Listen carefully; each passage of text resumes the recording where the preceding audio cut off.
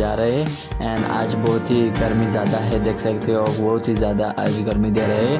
And entry कर चुका हूँ बेलूघाट में, देख सकते हो ये है बेलूघाट की नज़ारा। एंड ये है वाटरफॉल, ये है वाटरफॉल, देख सकते हो पानी कैसे गिर रहा है, नीचे आ रहा है, देख सकते हो इधर से।